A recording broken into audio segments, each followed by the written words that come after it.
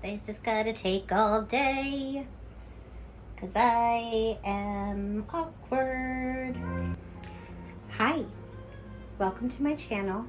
My name is Charlie, and today I'm going to tell you about all of the books that I would potentially, hopefully, like to get to in the month of July.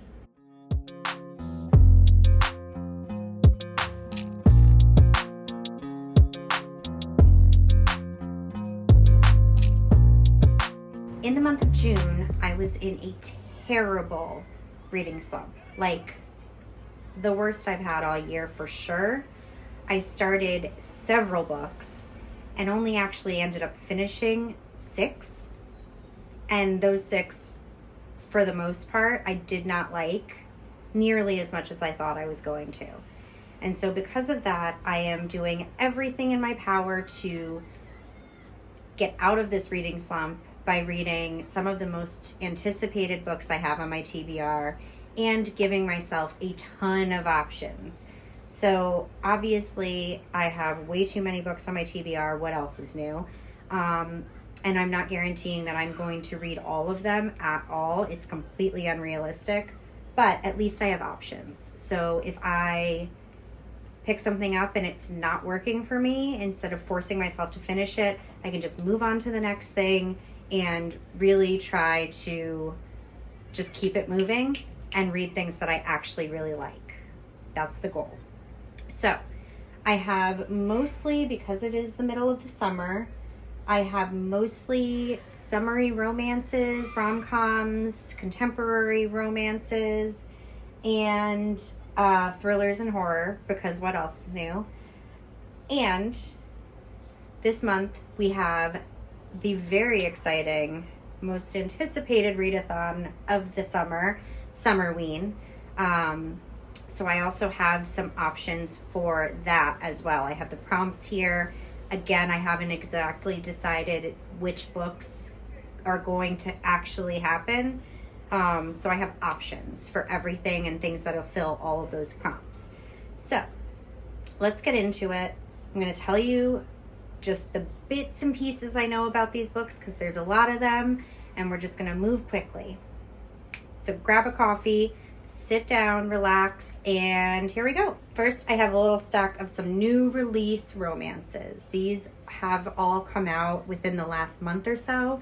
A lot of them I definitely should have already read because they're auto-buy authors that I usually read like the day of release. But because of the slump, things have been delayed a bit, so I am anxiously anticipating pretty much all of these. The first one is Allie Hazelwood's new book, Love Theoretically. This is her 3rd STEMinist rom-com, following some side characters from the previous books, I believe. And every single person I've seen read this, for the most part, has been very giddy about it and said it was adorable. And so I cannot wait to finally know what everyone's talking about. Then I have the second Tessa Bailey book, To Secretly Yours. This is Unfortunately Yours, and it follows the hero in that book's sister. It takes place in a winery town, and I believe it is an enemies to lovers forced marriage situation, which you don't see enough of. Understandably so, because unless you're reading a Regency romance, forced marriages kind of don't really exist anymore in the 21st century, at least in the United States. Can't wait to read it. Love Tessa Bailey. Secretly Yours wasn't my favorite of hers, but I have a better feeling about these characters and these tropes for sure. Next, I have the newest Ashley Poston, The 7-Year Slip. This is Ashley Poston's 2nd adult romance, and last year I read The Dead Romantics by her, and I loved it. It had just enough of a speculative twist on a romance, something that you don't see every day, and this has a very similar vibe, I believe. It kind of reminds me of The Lake Effect or The Lake House with like Sandra Bullock and Keanu Reeves. Basically, these two people are from 7 years apart. So this girl, Clementine, ends up meeting a man in her kitchen who's adorable and charming, but he's from 7 years in the past somehow. So it sounds fun. It sounds delightful.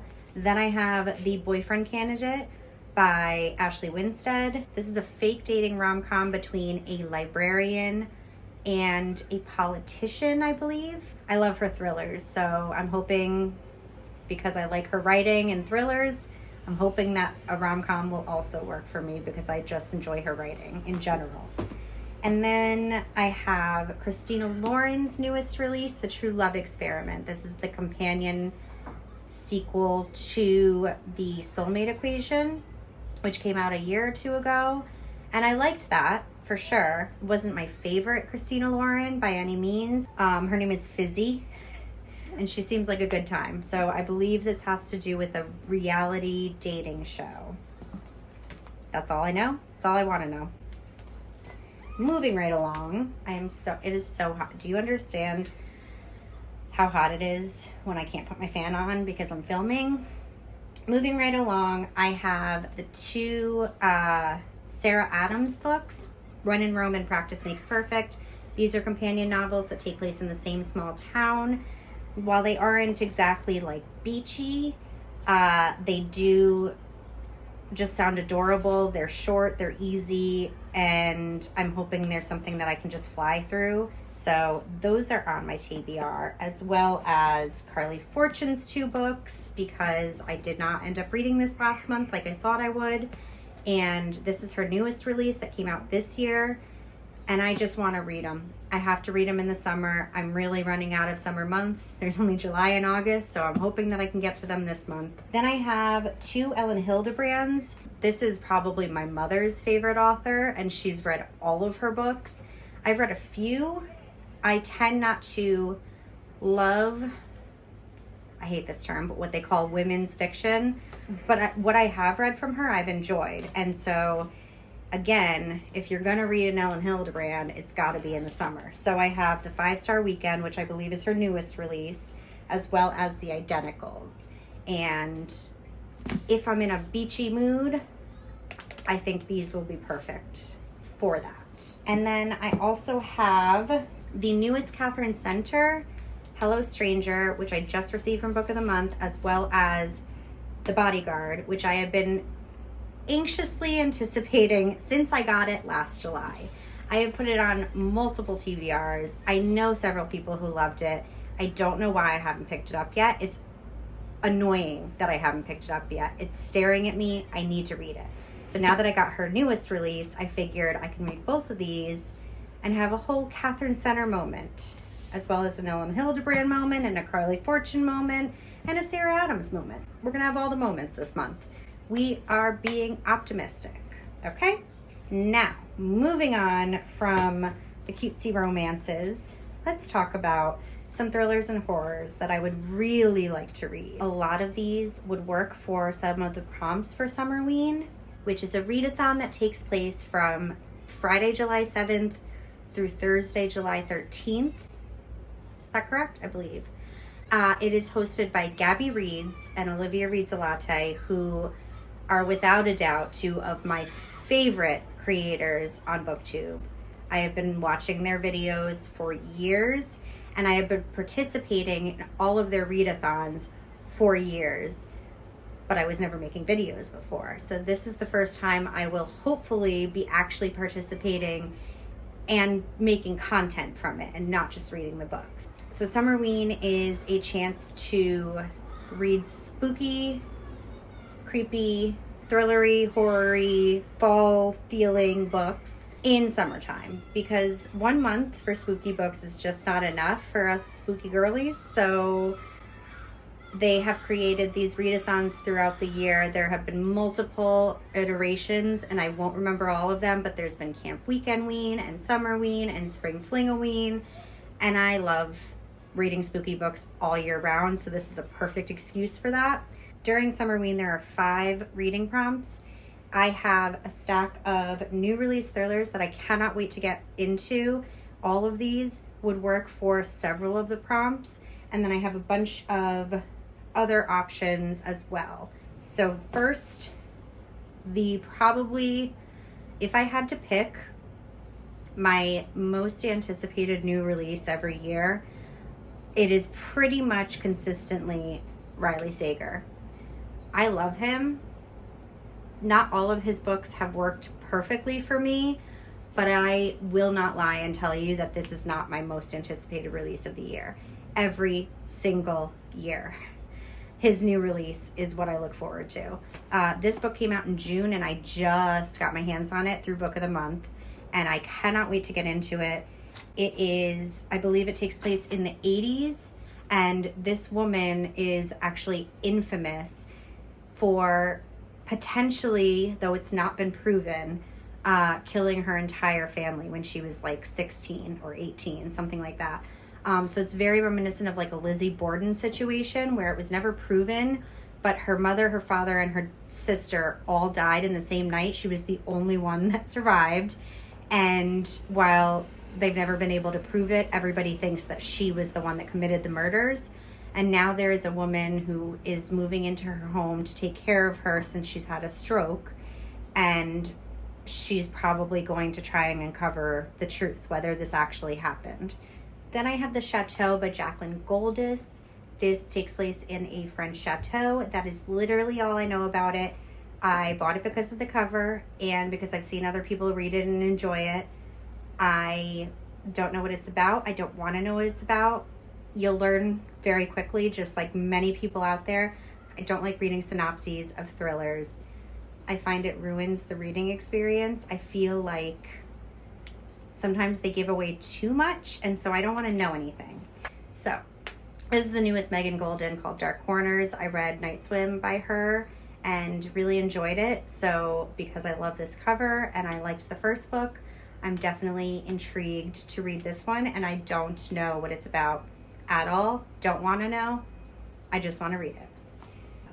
Then I have the newest Ruth Ware book, Camp Zero? No, 0 Days. This is about a woman who's being accused of her husband's murder. I've heard it's like techie in some ways, and I don't really know anything else about it. Don't want to know anything else about it. Then I have Girls and Their Horses. Again, it's a new release thriller. I don't know much about it. I don't know much about it, but I love the cover and I want to read it. This is the story with all of these. So pretty much any of these could work for Read a Thriller for Summerween. So these are some options that I have. Now, I also have a stack here that are specific to some of the prompts. So I'll go through those pretty quickly. The first prompt is read a book in the dark.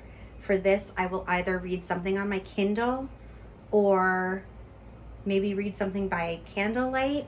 If I'm going to read something by candlelight, I would like it to be short so that I could do it in one sitting. And so my option for this would be A House with Good Bones by T. Kingfisher. I've been putting this off for Summerween specifically, and I think it would be perfect for reading in the dark because it's short and I'm hoping it's spooky. So that is one option. I also, for read a book in the dark, could read something on my Kindle. And one of the other prompts for Summerween is to read a short story collection or short story or novella or manga, something short. And I have 2 Eric LaRocca short story collections. Things have gotten worse since we last spoke, and the trees grew because I bled here. I also have Wrong Place, Wrong Time by Gillian McAllister. I am dying to read this. This could work for Read a Thriller. It also could work for Takes Place in the Fall, which is another prompt. I actually already started it, and it takes place like in October, so it's perfect. Then I have a book that has been on almost every Summerween TBR that I've ever made, and I still haven't gotten to, and that's The Troop by Nick Cutter. I put this on my TBR every year for Summerween, and every year I don't actually get to it. This is a horror, and it has to do with a like Boy Scout troop, I believe, and it's supposed to be really creepy or gross or horrific. So maybe this is the year that I finally get to this. Another prompt for Summerween is to read a book with orange or black on the cover. So this would actually work for that. And so would Sisters of the Lost Nation or All the Sinners Bleed by S.A. Cosby. I believe these also take place in the fall, and they also have orange and black on the cover. These are some of my top options for Summerween, but then I also have all of the new releases that I just spoke about that could also work for some of these prompts. And that is everything. So for those of you that were keeping count, those are the 26 books that I have included in my July TBR. Will I get to all 26? Absolutely not. You know that, I know that, we all know that. Last month I read 6, so the bar is set very low, but I have options, and I'm hoping that I have a better month this month. So that is everything that I would like to read in July. Have you read any of these books? Do you think I should prioritize any of these books? If you do, let me know in the comments below, and I will see you in my next video. Bye.